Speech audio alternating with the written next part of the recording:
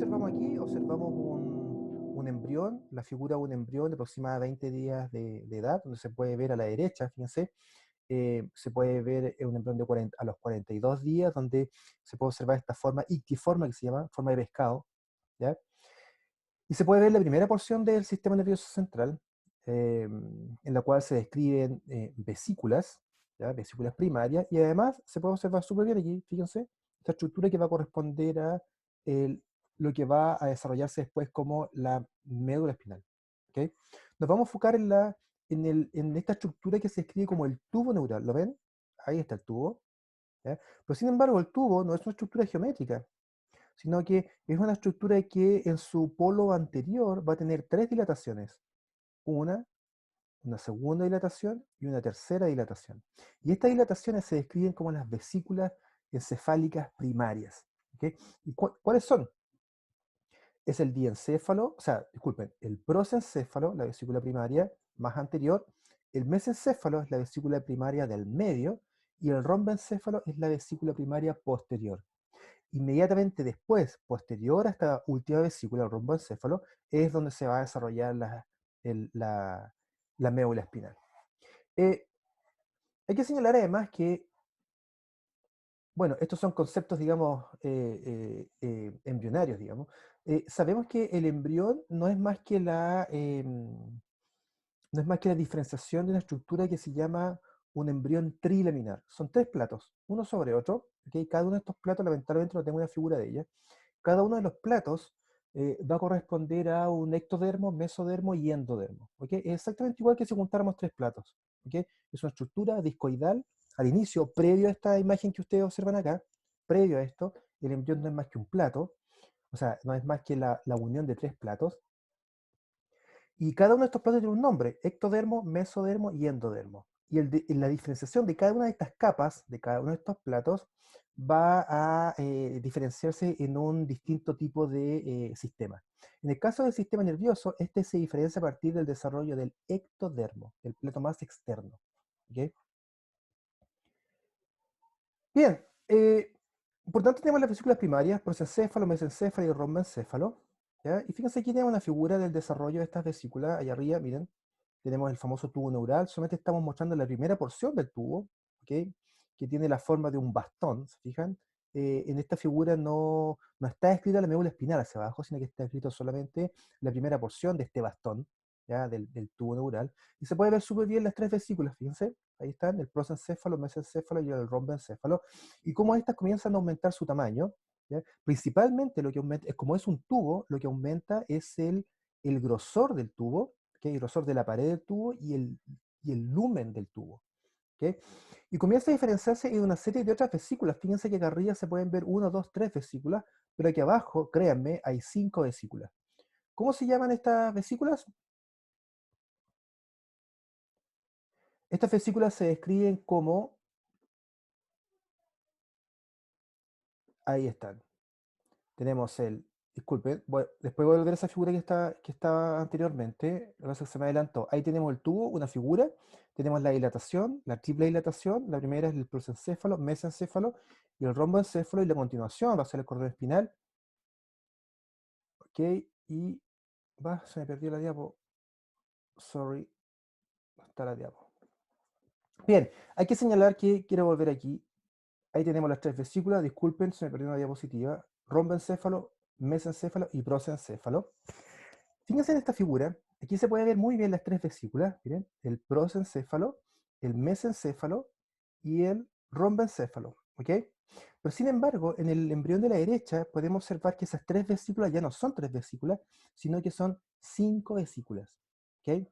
Hay que señalar que, anoten esto, el prosencéfalo, la vesícula primaria prosencefálica, se va a dividir en dos vesículas, ¿ok? Que va a corresponder a la que estoy describiendo aquí con el número 1, que se escribe como el telencéfalo, y la que se escribe con el número 2, que va a corresponder al diencéfalo. ¿Ok? El mesencéfalo, lo que está escrito allá arriba con el número 2, queda tal cual, a la derecha, lo que está señalado con el número 3. El mesencéfalo no se vuelve a dilatar, ¿ok? Por tanto queda tal cual como un mesencéfalo. Y el rombencéfalo, que es la vesícula posterior, en el caso del embrión de la izquierda, ¿ya? Que es un embrión más joven, digamos, se va a diferenciar en dos vesículas, que van a corresponder al metencéfalo, a lo que está escrito con el número 4, y con el número 5 al mielencéfalo, mielencéfalo. Por lo tanto, en un estadio primario de un embrión, observamos tres vesículas. Vuelvo a repetir: el prosencéfalo, el mesencéfalo y el rombencéfalo. ¿Ok? Y posteriormente, estas vesículas vuelven a dilatarse, principalmente la posterior y la anterior, la del medio queda tal cual, para diferenciarse en un telencéfalo, un diencéfalo, un mesencéfalo, queda tal cual, y la posterior se va a volver a dilatar en una vesícula metencéfalo y el mielencéfalo. Por lo tanto, las vesículas primarias son 3 y las vesículas secundarias son 5. ¿Ok? Bien, ¿alguien quiere entrar?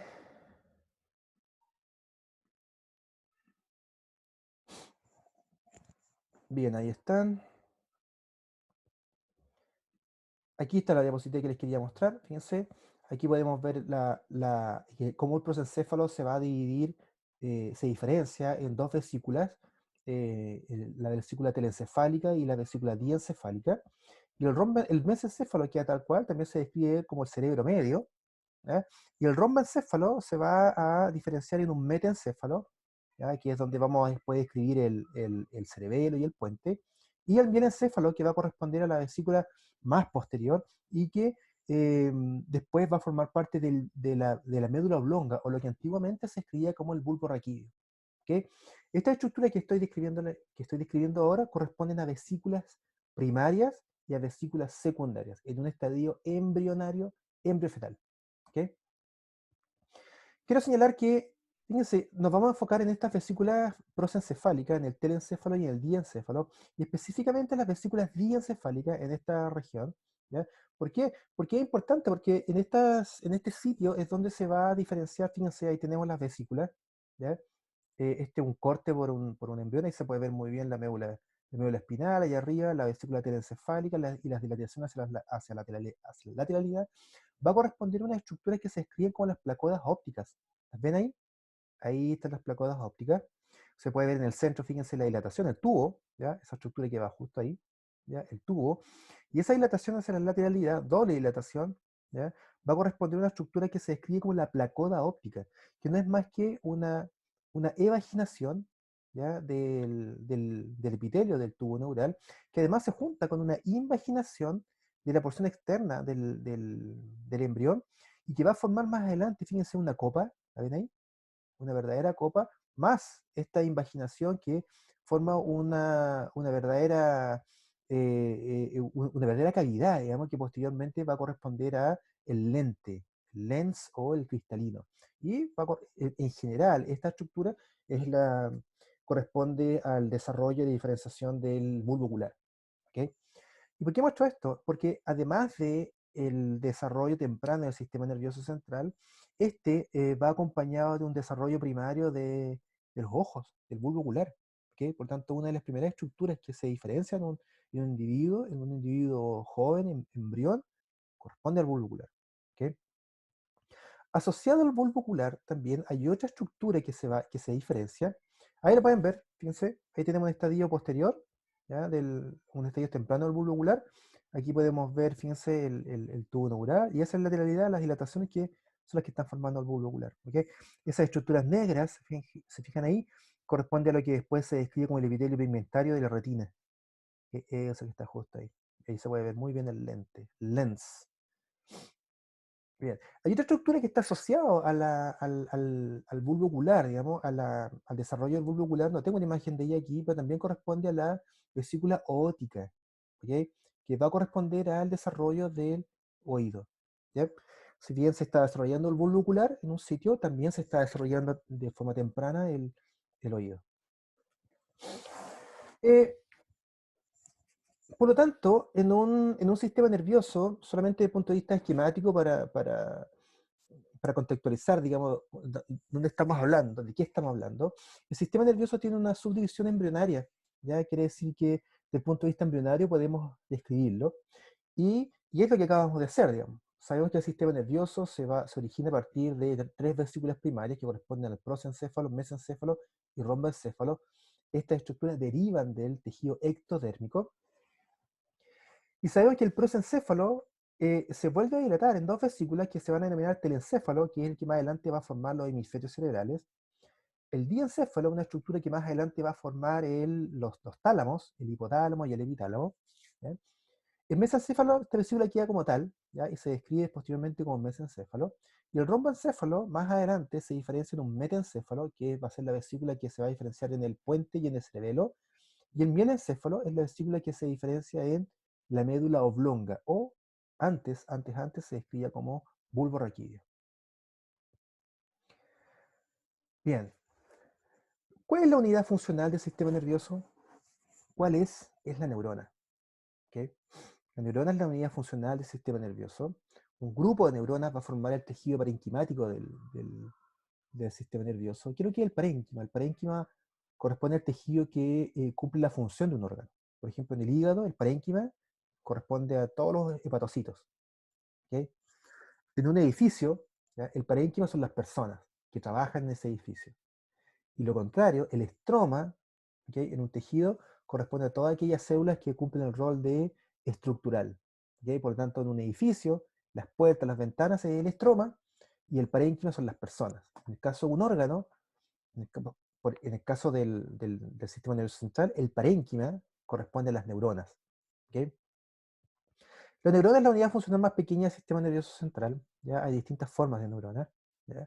Sin embargo, todas confluyen en una forma en general, que va a corresponder a un cuerpo central, un cuerpo o soma, y que de este cuerpo soma hay proyecciones, digamos, de citoplasmáticas que se describen como las dendritas.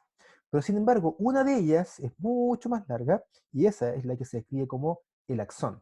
¿Okay? La dendrita conduce la excitación hacia el citoplasma, una dirección centrípeta. En cambio, el axón conduce la acción, el potencial de acción desde el citoplasma, en dirección centrífuga. ¿Okay?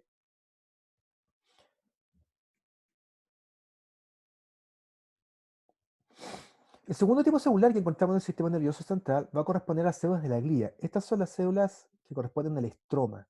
¿Okay? Son las células que cumplen un rol respecto a la estructural o de nutrición. ¿Okay? Y estas células de la glía, fíjense, ahí dice sostén y nutrición. ¿Ya? Las células de la glía son un grupo de familias y que se describen de forma general como células de la macroglia, células de la microglia o células de la oligodendroglia. ¿La habían escuchado alguna vez?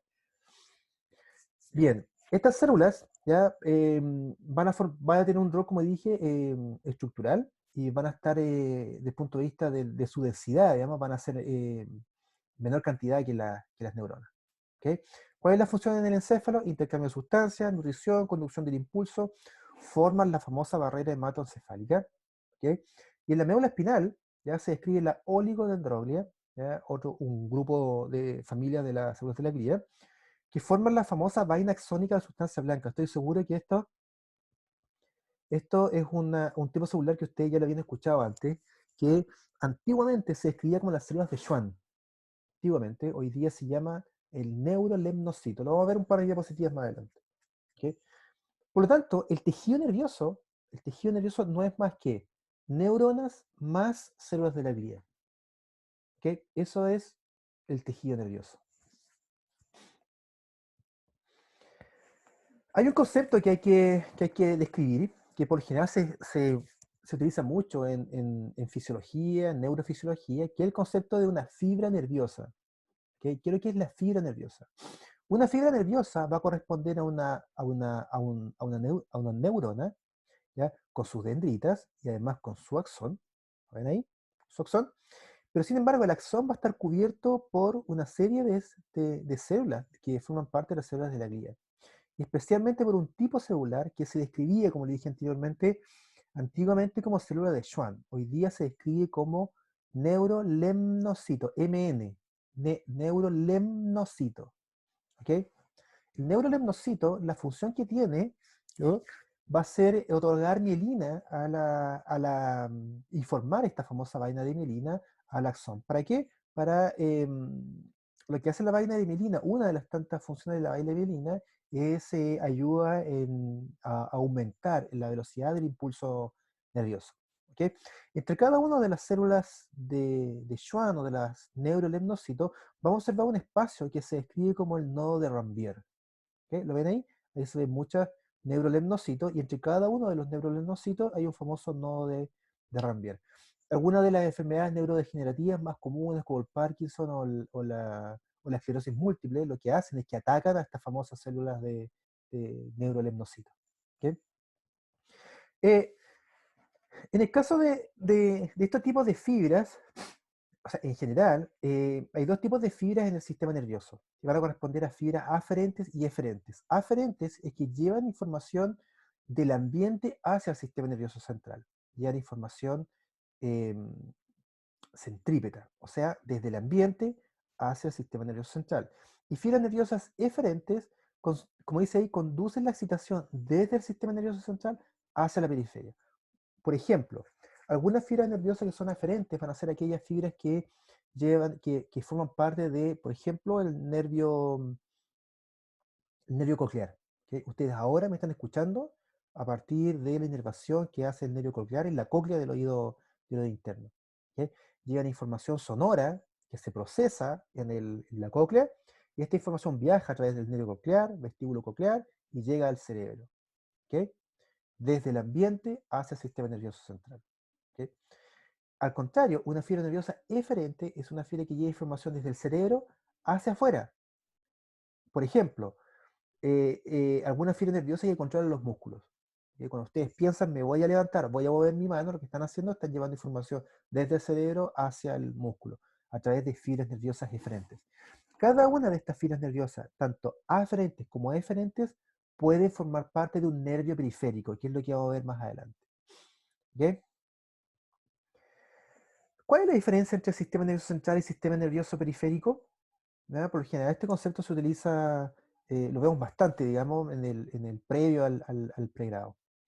La principal diferencia del sistema nervioso central y sistema nervioso periférico va a corresponder a que el sistema nervioso central es todo aquel tejido nervioso que está protegido por hueso.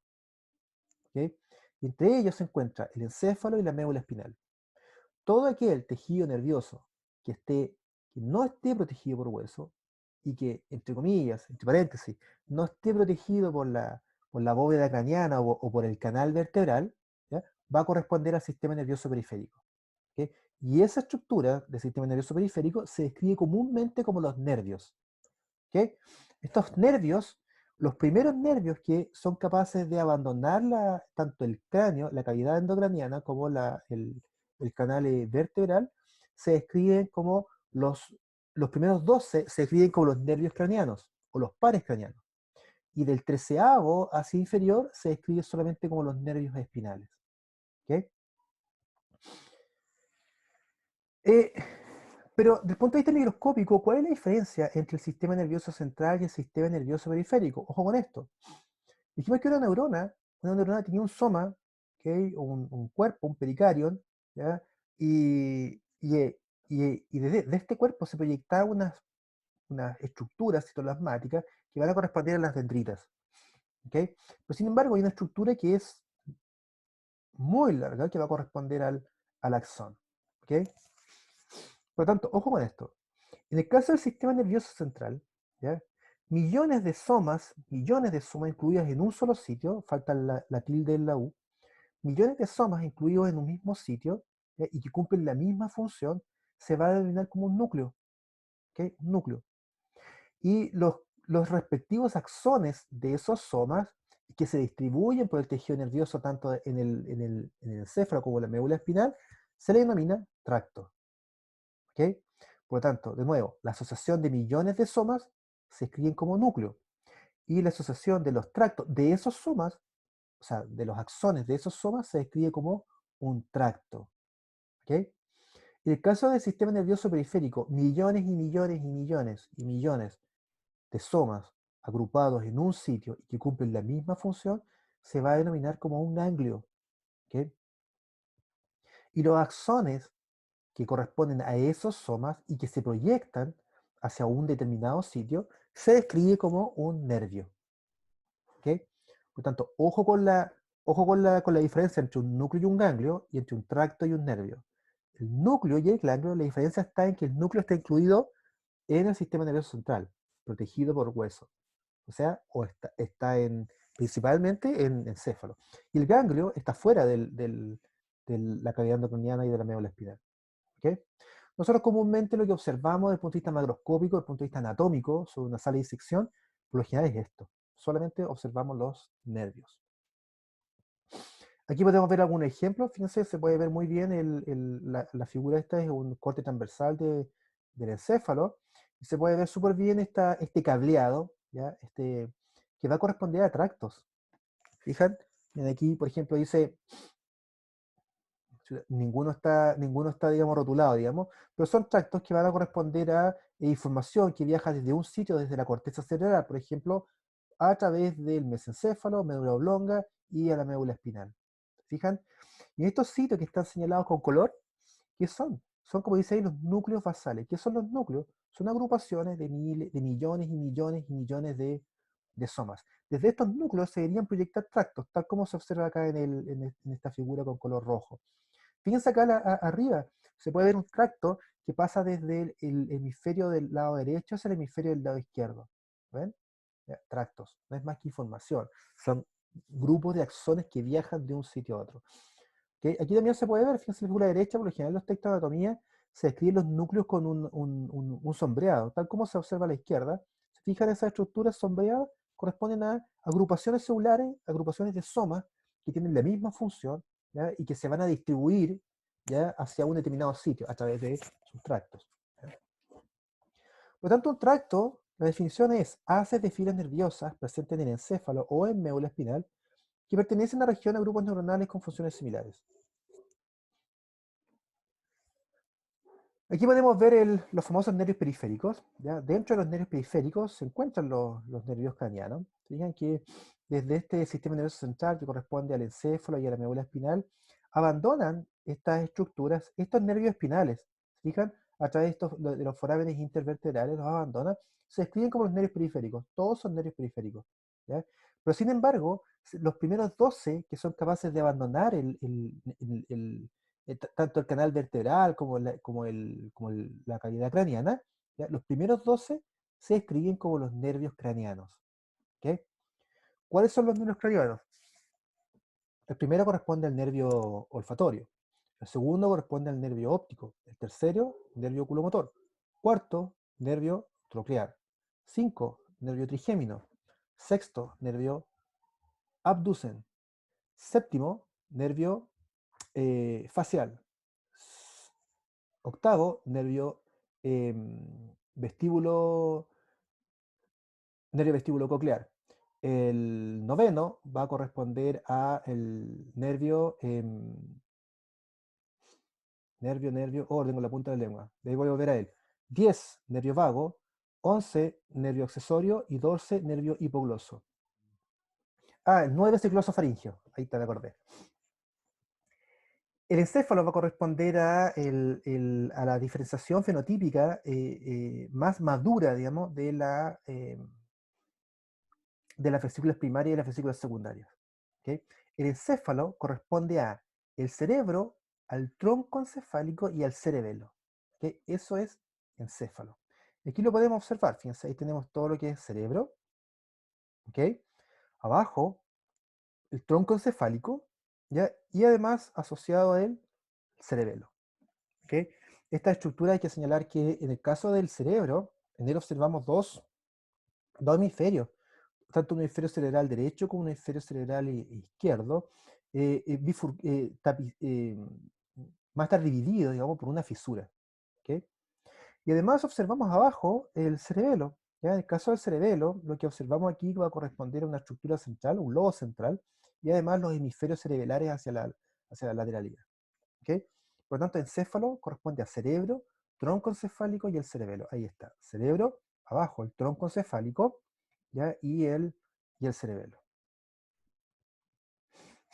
Eh, una cosa que hay que señalar aquí, por favor póngame atención, es que en este caso, fíjense, se puede ver muy bien el tronco encefálico, pero el tronco encefálico va a estar compuesto por una médula oblonga, la ven ahí abajo, la médula oblonga, el puente y además el mesencéfalo, esa porción que está escrito justo ahí. Esa estructura corresponde al tronco encefálico. ¿Ok? Si nosotros hacemos un corte a través del cerebro, ¿qué es lo que observamos? Observamos una estructura, una coloración que se describe comúnmente como la sustancia gris y la sustancia blanca. ¿Qué es la sustancia gris? La sustancia gris va a corresponder al acúmulo de somas neuronales o cuerpos neuronales que van a conferir esta alta densidad de somas neuronales, confieren esta coloración en el tejido nervioso. Y la sustancia blanca va a corresponder a aquel sitio del tejido nervioso donde observamos, donde predominan los tractos, ¿ya? Donde predominan los axones. Y eso se describe como la sustancia gris y la sustancia blanca. Fíjense en el caso de la médula espinal, allá arriba a la derecha. En el caso de la médula espinal se observa también una sustancia gris y una sustancia blanca, pero sin embargo es todo lo contrario, ¿ya? La sustancia blanca está descrita en la periferia de la médula espinal, fíjense en el caso del cerebro, ¿ya? Y la sustancia gris está incluida en la porción más profunda, ¿ya? ¿Qué quiere decir esto? Quiere decir que los cuerpos neuronales, los somas, están incluidos en las regiones más profundas de la médula espinal, y en la periferia vamos a observar solamente tractos, ¿ok? O axones. Del punto de vista de las regiones del cerebro, ¿ya? Por lo general se describen em, los giros y los surcos. Aquí podemos observar, fíjense, hay un giro, ¿ya? Y entre medio de un giro, o sea, entre un giro va a estar flanqueado por dos surcos. ¿Ven ahí? Ahí hay un surco y hay un segundo surco. Y en el centro, un giro. Aquí se puede ver, fíjense, ahí hay un giro, un giro, y cada giro va a estar flanqueado por un surco. ¿Ok? De esa manera nosotros describimos el telencéfalo, principalmente la corteza cerebral. ¿Ok? Cada uno de los giros tiene un nombre. ¿Ok? Pero sin embargo, del punto de vista de la, ¿cómo decirlo? De las disciplinas que, por ejemplo, desde el punto de vista de la psicología, se utilizan conceptos que tienen que ver con lo que está escrito en esta diapositiva, como el lobo parietal, el lobo temporal, el lobo frontal. ¿Ok? Son términos que si bien sí, se utilizan en anatomía, pero no se utilizan tanto, digamos, ¿ya? Em, Están como en segundo plano. ¿Ok? Por lo general este tipo de terminología se utiliza más en otras disciplinas más que en anatomía. No quiero decir que no sean términos anatómicos. ¿Ya? Bien, si discurrimos hacia inferior, desde el encéfalo, podemos observar lo que se describe como la médula espinal. ¿Ok? La médula espinal no es más que el recorrido que hacen los axones de los cuerpos neuronales que están en el sistema nervioso central, arriba del encéfalo, y estos se distribuyen a través de la médula espinal, haciendo o no sinapsis con otros grupos de neuronas. ¿Ok? Eh, Hay que señalar que, fíjense en la figura a la derecha, se puede observar que hay dos estructuras, o sea, hay dos regiones en la médula espinal que son engrosadas. ¿Ok? Y estas regiones va a corresponder a lo que describimos como las intumescencias, la intumescencia cervical y la intumescencia lumbosacra. ¿Y qué es lo que son ellas? Va a corresponder a engrosamientos de la médula espinal que corresponden a sinapsis, ¿ya? Entre una neurona primaria, ¿ya? Arriba, ¿ya? Hace sinapsis con un cuerpo celular en esta región. Y como son tantos millones de sinapsis, son millones de asociaciones celulares, engruesa. La médula espinal engruesa. Y eso se describe como una intumescencia. En este caso, en esta región, se describe como la intumescencia cervical y ahí abajo se describe como la intumescencia lumbosacral. ¿Por qué hay un aumento de densidad en la sinapsis en este sitio? Es porque aquí, en esta región, es donde se origina el famoso plexo braquial, que es la estructura que va a inervar el miembro superior, y además abajo en el plexo, en la intumescencia lumbosacra, es donde se origina el plexo lumbosacro, que va a corresponder al grupo de nervios que inervan el miembro inferior. La médula espinal, ¿hasta dónde alcanza? ¿Ya? ¿Hasta dónde llega? La médula espinal, por lo general, la observamos hasta L1, L2. Ese es ¿cómo se llama? El término de la médula espinal. La médula espinal no recorre todo el canal vertebral. ¿Ok? Es por eso que cuando el médico hace esta famosa el anestesiólogo anestesia a una persona, incluye la aguja no entre T1 y T2, sino que la incluye entre T2 y T3. ¿Ok? Em, ¿Por qué? Porque la médula espinal llega aproximadamente, no aproximado, sino que llega hasta L1, L2. ¿Ok? En el caso del ser humano. Pero fíjense que esta médula espinal, ya aquí está terminando justo aquí, ahí dice L1, L2, fíjense que termina formando una estructura que se explica como el cono medular. ¿Ven el cono? Ahí, el famoso, ahí está, el famoso cono medular. ¿Ya?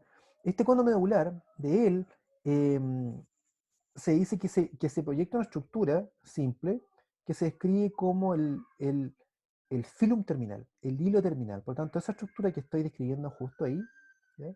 Corresponde al hilo terminal. Más adelante les voy a mostrar una fotografía de otras estructuras que se proyectan del cono medular. ¿Cómo está incluida la médula espinal en el canal vertebral? Está incluida principalmente protegida a partir de meninges. ¿Ok? Aquí se puede observar, ahí está otra figura, un corte transversal, se puede observar muy bien esta médula espinal, que está protegida, incluida dentro de este saco, de este capuchón, que corresponde a las meninges. Las meninges son tres. ¿Ok? La más externa corresponde a la duna madre, en el centro se describe el aracnoide, porque tiene forma de telaraña, y en contacto íntimo con el tejido medular corresponde a la pía madre. ¿Ok? Fíjense que entre este capuchón que forma las meninges y la pared del canal vertebral, se observa por lo general tejido adiposo, ¿ya? Tal como lo describe esta figura. ¿Ya? Está lleno de tejido adiposo. El tejido adiposo cumple un rol mecánico, ¿ya? Amortigua golpes. Se puede ver además aquí que la médula espinal tiene relación con el disco articular. ¿Se acuerdan cuando hablamos del famoso disco articular? Y cómo este disco articular se debilitaba, ¿ya? El anillo fibroso se debilita, exponiendo el núcleo pulposo hacia la médula espinal o hacia los nervios. ¿Ya? Eh, la médula espinal, de ella se proyectan dos estructuras, dos raíces, ¿ya? Uno y dos, vamos a hablar de ellas más adelante, pero fíjense que lo que observan aquí, cómo abandonan el canal vertebral a partir principalmente de estos forámenes intervertebrales. ¿Ok? Aquí tenemos una arquitectura común, simple, típica, general, de un nervio espinal. Se observa la médula espinal, ¿ok? De ella abandonan dos estructuras que se describen como la raíz dorsal y la raíz ventral del nervio. ¿Ok?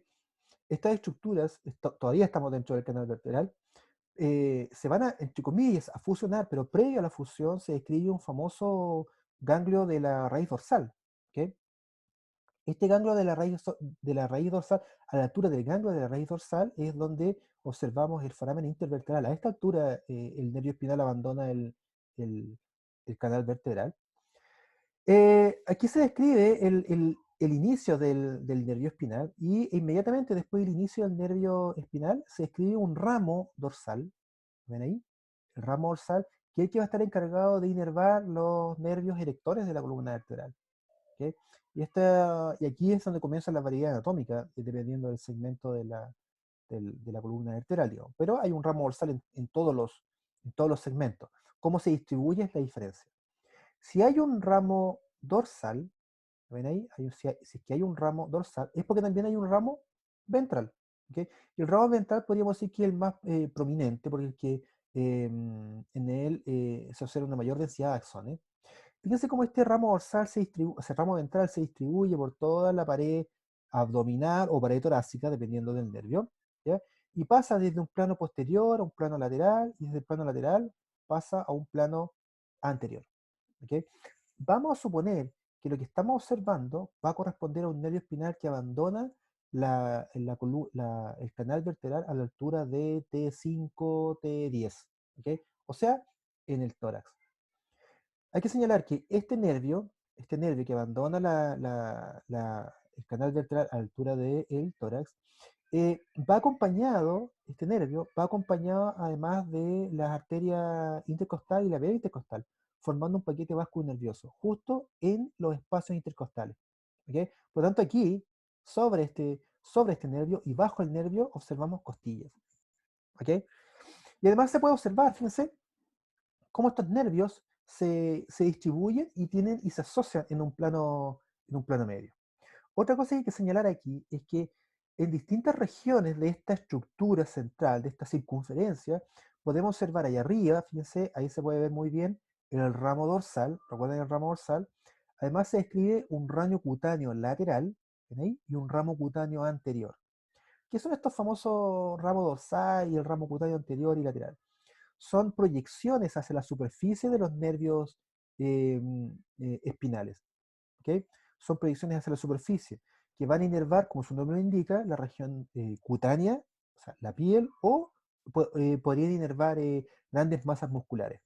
Estos nervios, además, no están incluidos dentro de músculos, sino que están entre los músculos. Siguiendo el ejemplo de que si este fuera un nervio del segmento torácico, les cuento que esos espacios, ¿se fijan? Hay unos compartimentos ahí. Esos compartimentos van a estar ocupados por ejemplo, por los músculos serratos, por el músculo el latissimus dorsi, que va justo por aquí, sobre el latissimus dorsi, acá arriba, podríamos observar acá el músculo, por ejemplo, el trapecio, bajo en esta región, miren, podría estar el músculo el longísimo y aquí el iliocostal. Aquí voy con esto, en que esos compartimentos que observamos justo entre los famosos ramos cutáneos lateral anterior y el ramo dorsal, no son más que compartimentos musculares que van a ser ocupados por músculos. Si esto fuera un nervio espinal que está ubicado ¿cómo se llama? En el segmento, en la región abdominal, ¿ya? Estos espacios van a estar ocupados por músculos abdominales. ¿Ok? Eh, como bien lo indica el título de esta diapositiva, esta es una organización básica que tiende a variar dependiendo del sitio.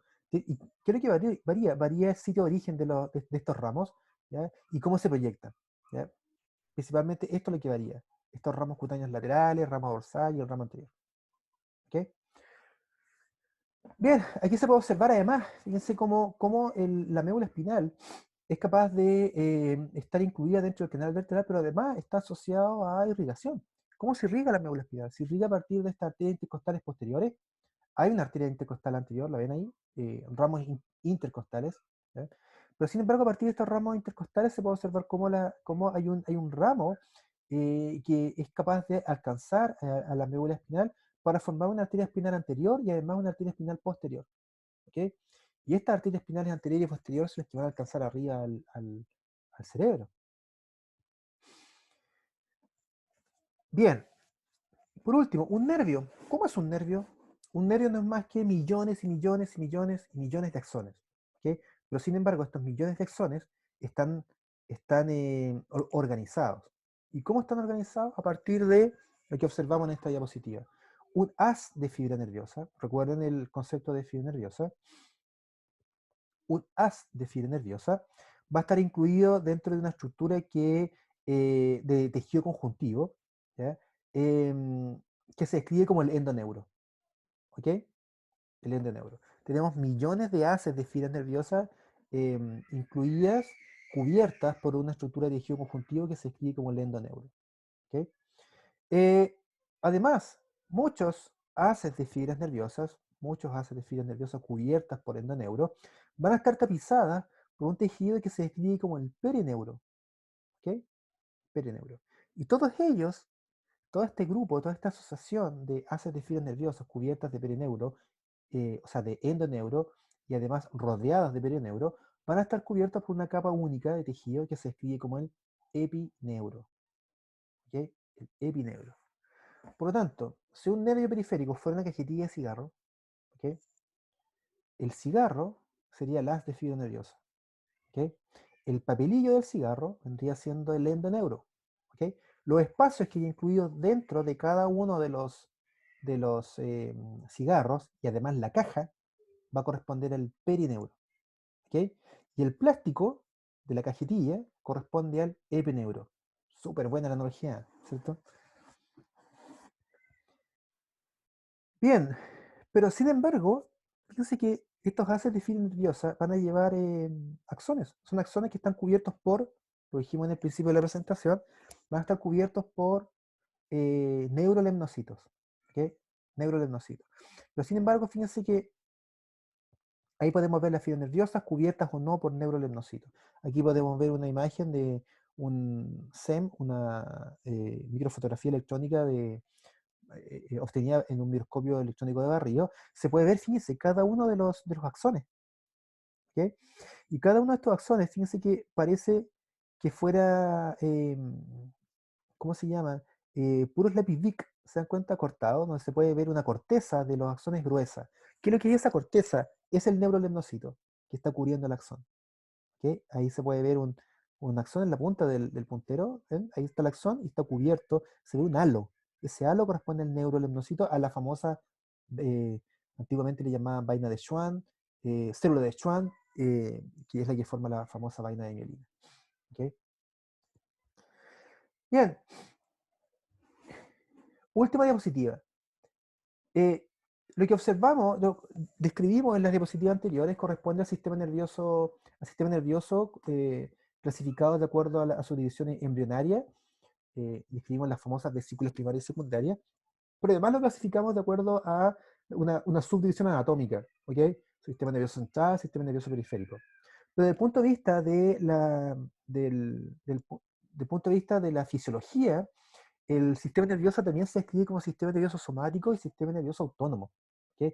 Y el sistema nervioso autónomo, dentro del sistema, el somático es voluntario y el sistema nervioso autónomo es involuntario. Y dentro del sistema nervioso autónomo se escribe el sistema nervioso simpático y el parasimpático. ¿Ok? Este sistema simpático y parasimpático, si bien cumple un rol, ¿cómo decirlo?, de regulación en la física, el, el- el- el funcionamiento de este sistema lo van a ver bien en fisiología, digamos, pero principalmente el rol que cumplen este sistema simpático y parasimpático es el del control de vísceras. ¿Ok?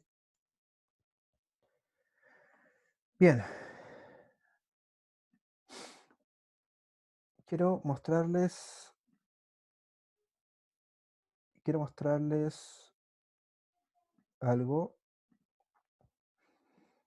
Quiero mostrarles esta imagen. Ahí está. Bien, aquí se ve aquí se ve un encéfalo. Este es un encéfalo de museo. ¿Ya? Este es un encéfalo de museo, donde se puede ver muy bien, fíjense, el, el desarrollo final del teléncéfalo. Aquí se puede ver el- el hemisferio cerebral, la cara medial del hemisferio cerebral, muy bien, la corteza cerebral. ¿Ya? En el centro se puede observar una estructura que se describe como el cuerpo calloso. ¿Ya? Se ve muy bien. El cuerpo calloso en el centro, una estructura que se describe como la adhesión intertalámica. ¿Ok? Y además se ven cavidades. ¿Se fijan? Hay una cavidad y otra cavidad ahí en ese punto. Esas cavidades corresponden a ventrículos encefálicos. ¿Ok? Y en estos sitios, en estas cavidades, es donde se produce el líquido cerebroespinal. ¿Ok? El líquido cerebroespinal, en realidad son cuatro cavidades. La cavidad uno y cavidad 2, ventrículo uno y 2 están incluidos dentro de los hemisferios cerebrales. Eh, y estos ventrículos drenan hacia el ventrículo 3, que es el que están observando ustedes aquí, esas pequeñas cavidades que se pueden ver ahí. ¿Ven? Y desde el ventrículo 3 drena hacia el ventrículo 4, esa cavidad que se observa justo ahí. Y desde esta cavidad, ¿ya? Desde el ventrículo 4, emerge el líquido cerebroespinal para completar su recorrido dentro del canal vertebral. ¿Ok? Eso es una cosa. Lo segundo que les quería contar, ¿ya? Es que se puede observar muy bien aquí la corteza cerebral. Se pueden ver muy bien además los giros, ¿ya? Y entre cada giro, recuerden, hay un surco. Ahí hay un giro, ahí tenemos un giro, y ahí tenemos un surco y otro surco. Cada uno de estos surcos tiene un nombre. No vale la pena ahora mencionar los nombres, digamos, no es resorte de esta presentación, ¿ya? Podemos observar abajo, además, el tallo encefálico, pero sin embargo el tallo está cortado porque llega aproximadamente hasta esta altura, hasta el puntero. Se puede ver muy bien ahí el mesencéfalo, el cerebro medio, ¿lo ven? Cerebro medio. Y en la punta de puntero van a observar que en el cerebro medio, ¿ya? Ahí hay un acueducto, es un canal que comunica el tercer ventrículo con el cuarto, el famoso acueducto mesencefálico. ¿Ok? Este acueducto mesencefálico es bien importante porque a veces se tapa. Y al taparse, el líquido cerebroespinal se acumula en el tercer ventrículo o en el primero o en el segundo, que están incluidos dentro de los hemisferios cerebrales, y se produce una patología una malformación del desarrollo que es bien común, que es la hidrocefalia. Bien, hacia inferior observamos el tallo cerebral y se puede ver muy bien en el tallo cerebral esa estructura que corresponde al puente. Alguien vio un puente ahí, el pons. ¿Ok? Y esto continúa como médula oblonga abajo. Lamentablemente está cortada para mantener, digamos, lo cortaron para mantener el cerebro en posición dentro de este frasco con formalina, ¿ya? Otra cosa que se puede ver muy bien aquí es un corte mediano por el cerebelo, ¿ya? En el cerebelo se ven cada uno de los lobos del cerebelo. Fíjense que este cerebelo se puede ver ahí abajo, un lobo que se describe como lobo flóculo nodular, ¿ya? ¿Ya? Pero lo más importante aquí, más que lo que se ven en los lobos, quiero que sepan que el cerebelo tiene lobos, ¿se fijan? Cada uno de los lobos. Pero sin embargo, lo que quiero que observen aquí es que en el cerebelo se escribe una estructura que se llama el árbol de la vida, el árbol vitae, árbol de la vida. ¿Ven el árbol? ¿Ok? Ahí está el árbol. Cada una de estas ramificaciones del árbol va a corresponder a un lobo del cerebelo. Cerebelo. Aquí hay una resonancia magnética, se puede ver muy bien, fíjense, el puente, ven ahí, súper bien, puente, y además se puede ver el tallo cerebral, donde se observa muy bien el mesencéfalo, la médula oblonga atrás, y entre ambos el puente. Además se puede ver, miren, el cerebelo, el cuarto ventrículo, ese espacio que está ahí, el cuarto ventrículo, allá el tercer ventrículo, y esas lateralidades se puede escribir el ventrículo uno y 2.